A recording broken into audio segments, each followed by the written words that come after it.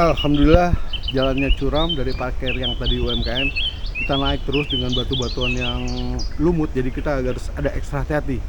Di sini kita sudah sampai di Telaga Air Asia.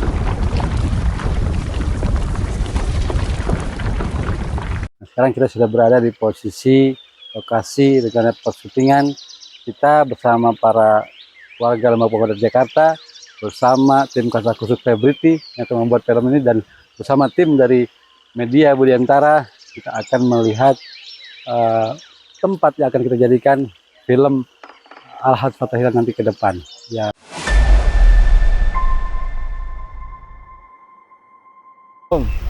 Bidadari dari mana ini? Sun Amat Aji Kuising Benotot.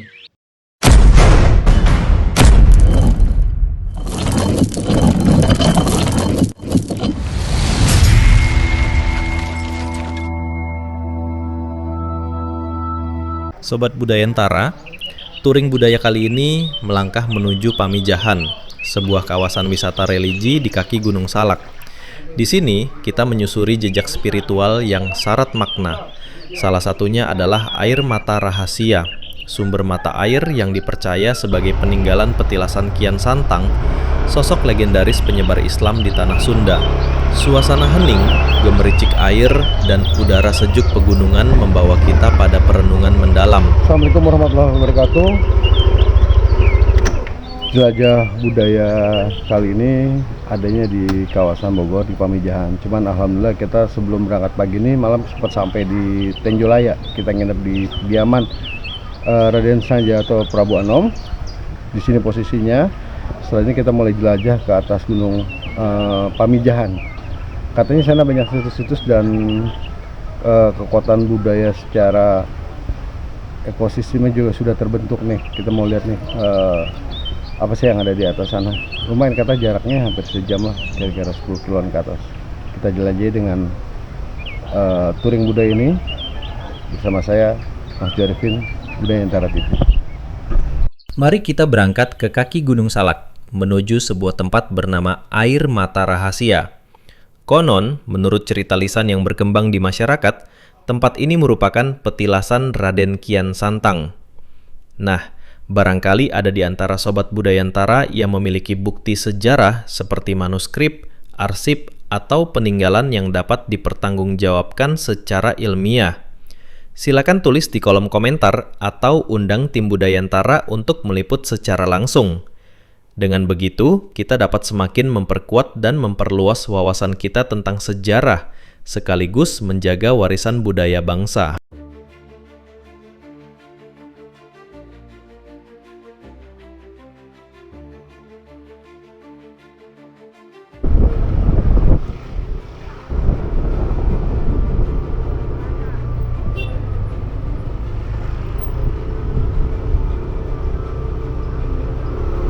Perjalanan kali ini terasa begitu istimewa.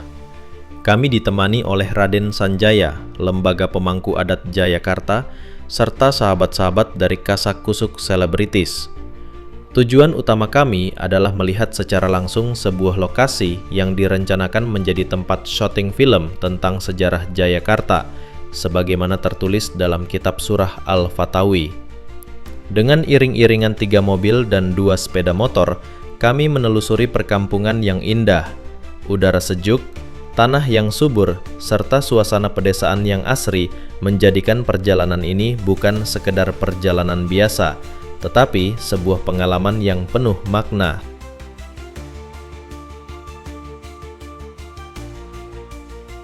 Perjalanan terasa begitu nyaman. Jalan yang kami lalui halus, meskipun sempit sehingga kami harus melaju pelan saat berpapasan. Namun semua itu justru menambah kesan. Kami sangat menikmati pemandangan di sepanjang jalan, deretan rumah-rumah penduduk yang tertata rapi, serta sawah-sawah subur yang membentang hijau memberikan suasana damai dan menyejukkan hati.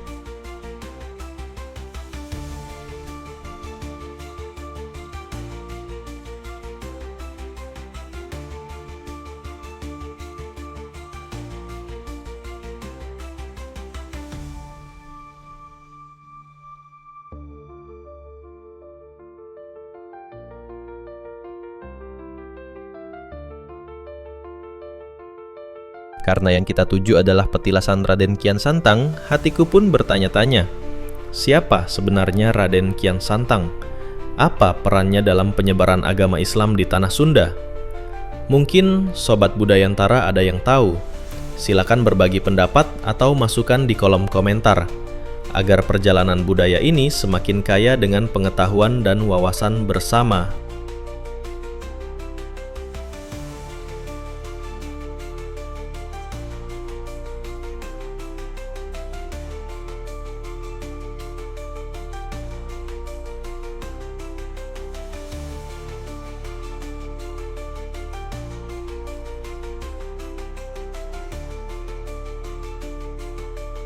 Sobat Budayantara, untuk mengenal Raden Kian Santang, Mimin mencoba menelusuri beberapa artikel di dunia digital. Raden Kian Santang dikenal dalam sejarah lisan masyarakat Sunda dan beberapa manuskrip sebagai putra dari Prabu Siliwangi, Raja Pajajaran yang termasyur. Sejak muda, ia digambarkan sebagai sosok pemberani, sakti, sekaligus memiliki jiwa kepemimpinan. Dalam berbagai kisah tutur, Raden Kian Santang melakukan perjalanan panjang hingga ke Tanah Suci dan kemudian kembali dengan membawa ajaran Islam. Dari sinilah namanya sering disebut sebagai salah satu tokoh penting dalam penyebaran agama Islam di Tatar Sunda. Walau masih banyak perdebatan dan belum semua kisahnya tercatat dalam sumber sejarah resmi, jejak petilasan yang tersebar di berbagai tempat menjadi bukti kuat bagaimana masyarakat tetap menjaga ingatan tentang dirinya. Bagi kita, kisah Raden Kian Santang bukan hanya legenda, tetapi juga bagian dari perjalanan spiritual dan sejarah kebudayaan Nusantara.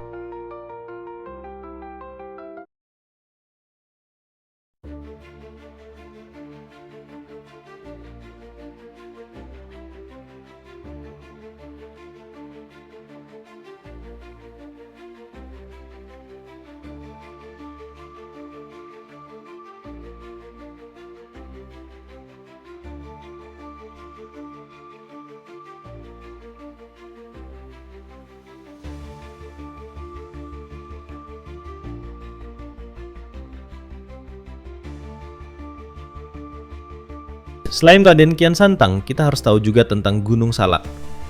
Gunung Salak, sebuah gunung yang berdiri megah di Jawa Barat dengan ketinggian lebih dari 2000 meter di atas permukaan laut. Gunung ini tidak hanya terkenal karena keindahan alamnya yang hijau dan sejuk, tetapi juga karena kisah-kisah mistis dan sejarah yang menyelimutinya. Banyak pendaki, peneliti, hingga peziarah yang datang untuk merasakan aura spiritual yang kuat dari gunung ini. Di lerengnya terdapat perkampungan, sawah yang subur, serta situs-situs religi yang masih dijaga hingga kini. Bagi masyarakat sekitar, Gunung Salak bukan sekadar gunung, tetapi simbol dari kesakralan, kearifan, dan kekuatan alam yang patut dihormati.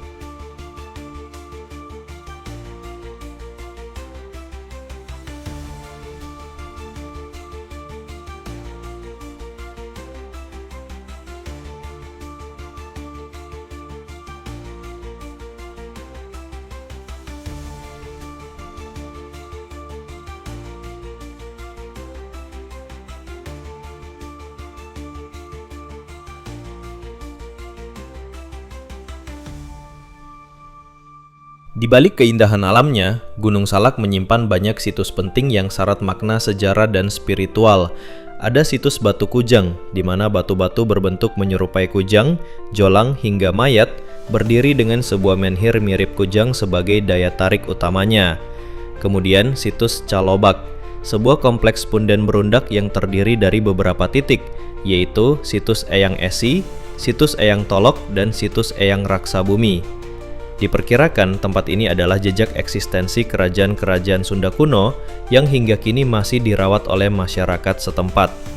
Ada pula situs Cibalai dengan susunan batu yang tertata rapi, diperkirakan berusia lebih dari 5.000 tahun, menjadi saksi bisu peradaban sebelum kerajaan Sunda berdiri.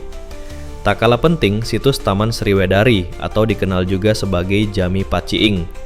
Situs berusia ratusan tahun ini menjadi tujuan ziarah dan wisata religi masyarakat. Dan terakhir, situs Pasir Kaca di Desa Warung Loa.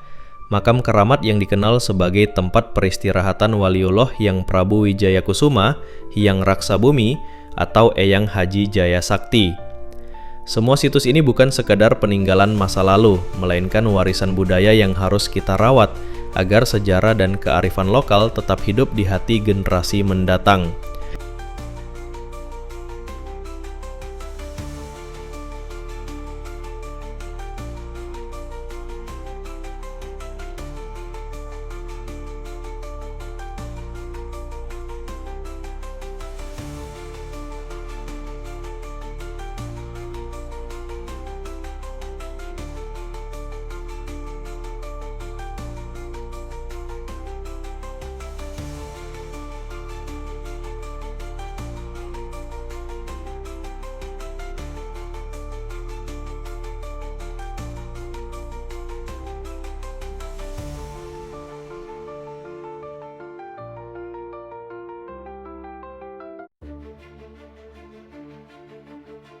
Gunung Salak bukan hanya dikenal dengan keindahan alam dan situs-situs bersejarahnya, gunung ini juga menyimpan tragedi dan misteri yang hingga kini masih diperbincangkan.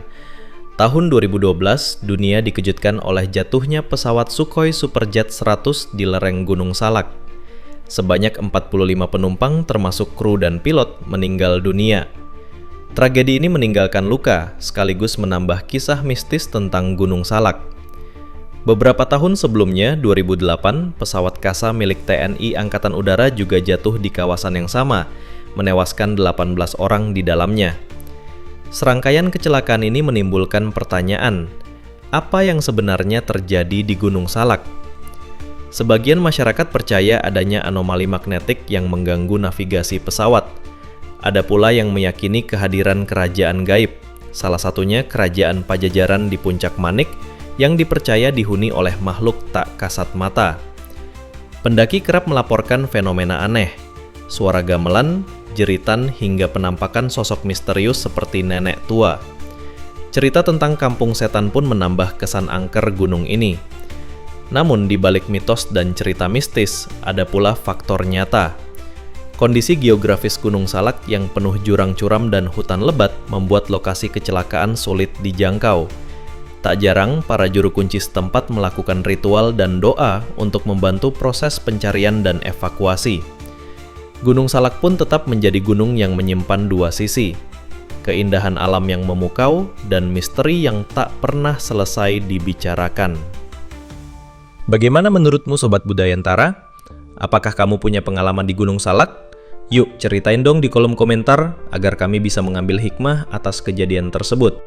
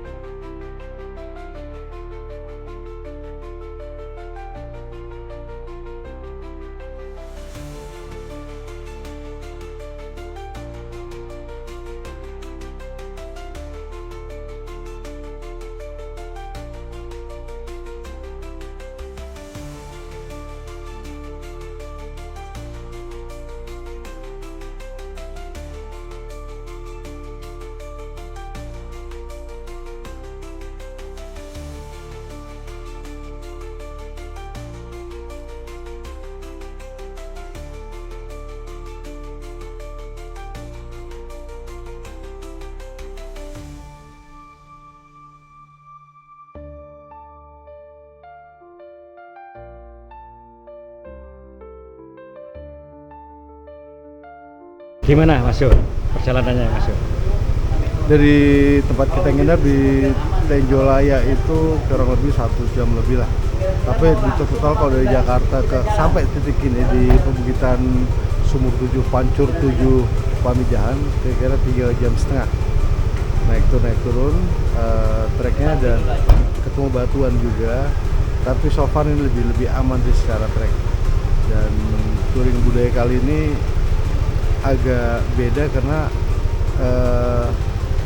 kita berbarengan dengan para penggiat budaya dan penggiat sejarah dari lembaga pemangku adat Jakarta. Jadi sentuhan budayanya, sejarahnya sama kearifan lokal mungkin kita padukan di episode kali ini. Oke, Sobat Budayantara, gas ke.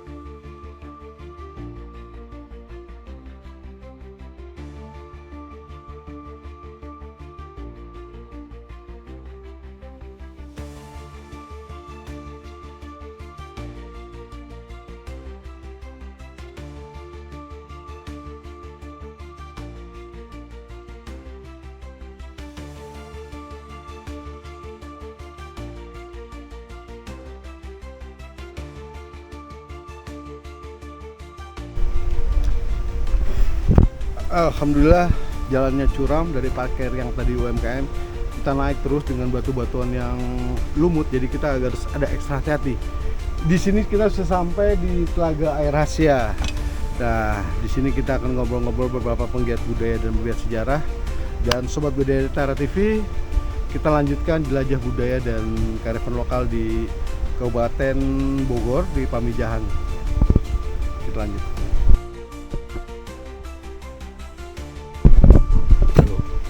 Lagi ngintip bidadari lagi mandi, itu ada kolam bidadari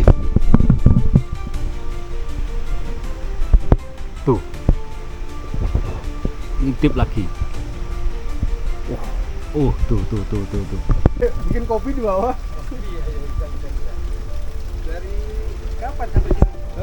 Ya berangkat sih Jumat pagi, cuma kesasar. Alhamdulillah kita hari ini bisa akan mengecek lokasi untuk pembuatan film kita perdana. Mudah-mudahan bisa menjadi edukasi sejarah tentang sejarah Jakarta sesungguhnya. Yang pertama adalah kita silaturahmi kepada para karuhun, dan kebetulan ada terahnya langsung dari Prabu Yang Sanjaya, Prabu Anom. Mudah-mudahan ini ada keterkaitan semua dari keluarga besar Nusantara, insya Allah.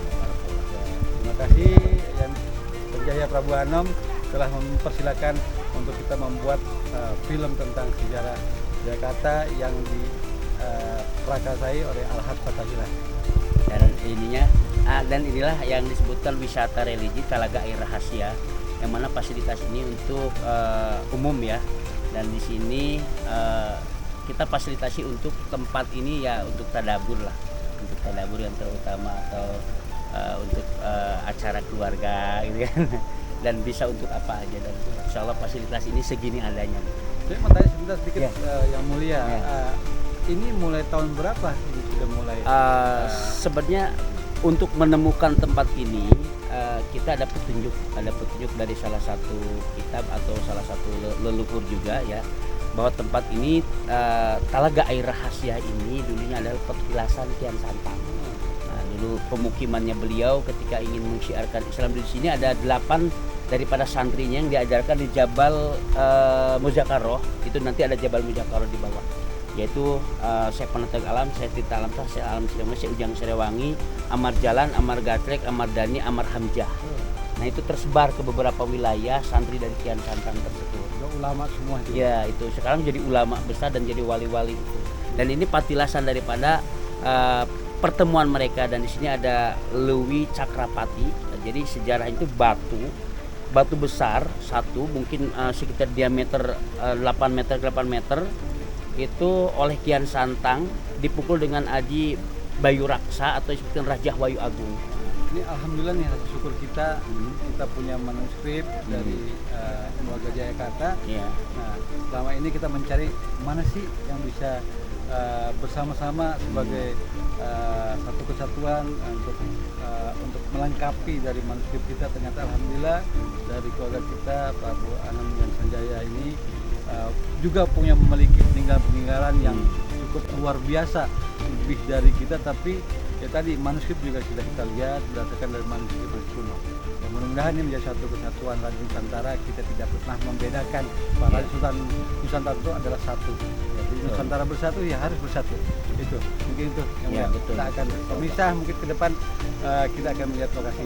Karena setiap perjalanan leluhur itu ya tidak mungkin itu kita bisa tanggapi hanya sebatas kemampuan pengalaman kita.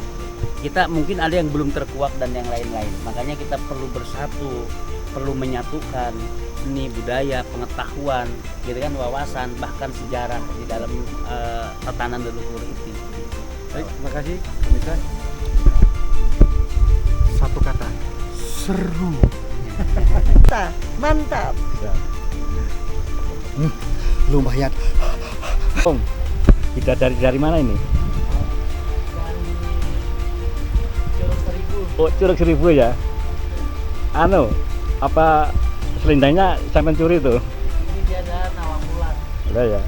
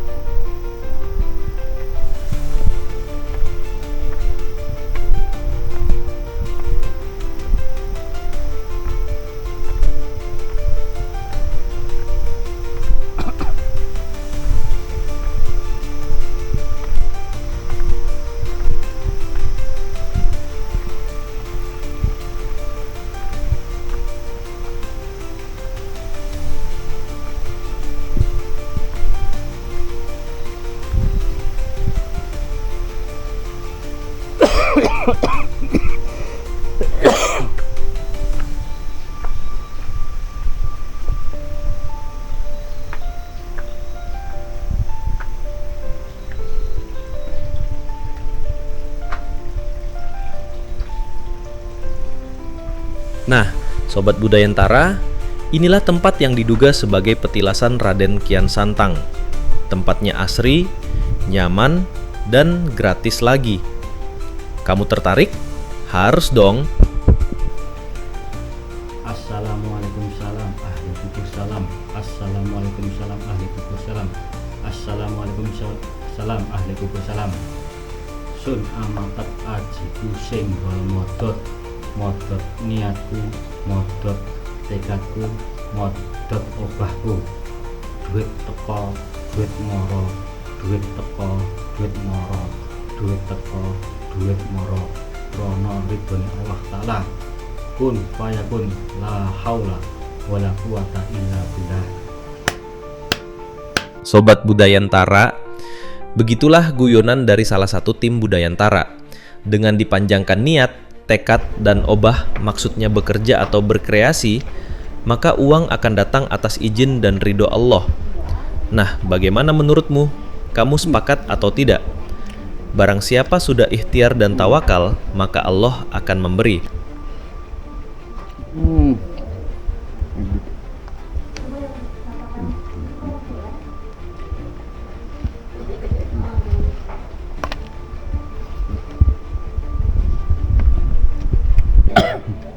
Silakan Bapak-bapak silakan.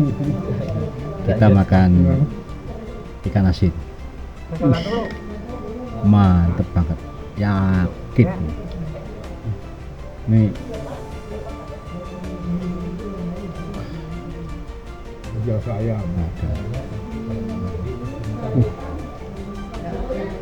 Nikmat bro, nikmat. Nikmat manakah yang kamu dustakan? Ngoco. Nah, soal makan-makan berarti tidak lepas dari UMKM. Yuk kita wawancarai salah satu UMKM di tempat wisata religi ini. Assalamualaikum warahmatullahi wabarakatuh.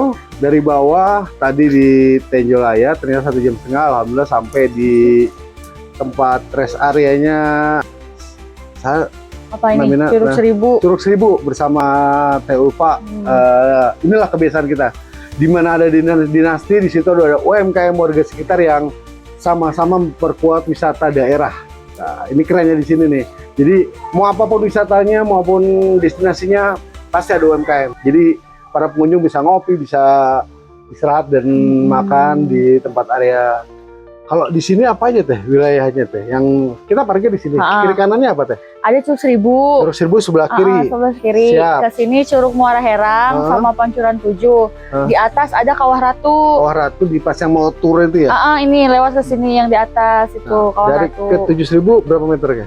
Ini bicara bener nih kalau orang Sunda tadi saya bilang di Tenjolaya ke sini 5 kilo, ternyata 1,5 jam. Kalau dihitung ya 10 kilo gitu loh. Berapa kilo ya? Enggak, hitungan jam aja Jam paling setengah jam kalau ke bawah. Pulangnya itu bisa. hitungan normal bukan hitungan orang Sunda ya. Kalau setengah jam kadang-kadang berangkat pagi pulang sore gitu. Iya, biasanya gitu. Bener-bener setengah Tapi jam. pulangnya nanti bisa 1 jam 1 lebih jam, karena naik ya. Karena Naik. ini berpengaruh dengan saya pencinta perut buncit ya. Karena kalau perut saya ini bukan perut normal, jadi kalau 2 tahapan tuh ngos-ngosan. Kalau saya biasanya kalau kata udah nggak kuat sebetulnya, kalau ada Gojek saya naik Gojek. Iya. Nah, ini yang dijual di sini selain Apanya? kopi, Ada Indomie, Indomie, ada ya. nasi goreng kayak gitu. Biasanya kalau ada yang ngecamp pesen nasi catering gitu ada. jadi khusus ngeliwet ya. Iya, itu bisa Itu kayak gitu. nggak bisa dadakan ya harus. Nggak bisa, itu harus bener-bener pesen. Itu kalau di sini berapa sih per paketan itu? Satu orang dihitungnya 25. 25. Itu komplit 25.000 tuh udah komplit. Udah pakai kenyang tuh ya. Pokoknya itu satu kali makan. Jadi satu kali makan 20 udah pakai kenyang. Jadi kalau belum kenyang kita bisa komplain ke teh. Iya, boleh. lupa, Biasanya kan prasmanan gitu. Kalau enggak mau digelar, kalau di box bisa itu. Berapa nih udah sejak kapan teh fokus di UMKM sekitar Curug Seribu ini? Udah lama banget Dari kayaknya. kecil ya, dari jam Ini belum lahir kayaknya udah di sini dah. turun temurun gitu dari orang tua ya. Iya. Maksudnya dari keluarga. Iya. Sebenarnya yang punya warung ini mertua. Oh, siap. Jadi Mertuanya lagi ada acara jadi bantu yang jualan di sini gitu. itulah potret UMKM di sekitar objek wisata. Jadi teman-teman yang mau ke Curug Seribu atau ke Muara Herang, di Kawah Ratu. Kawah Ratu ya, ngopi-ngopi tipis-tipis lah di sini di Ya, gedenya boleh. Lupa. Jadi melepas dahaga, baru naik ke atas. Katanya setengah jam ke Curug Seribu katanya. Buat kita yang perutnya agak-agak gini kan ngos-ngosan nih. Ten Hun ya. Ya, sama-sama. Itulah touring budaya Sobat Budentera, di mana ada destinasi pariwisata, di situ ada kekuatan UMKM warga sekitar. Kita nanti lihat destinasi dan destinasi budaya yang ada di sekitar sini, serunya apa? Kita tanya warga lokal. Ya. Makasih, yuk. Kita lanjut. Teman katanya di sini adalah tempat basmedenya Prabu Kian Santang, dari beberapa cerita para penggiat budaya dan sejarah. Dan kita akan coba tanya langsung kebenaran cerita tersebut. Oke Sobat Budaya.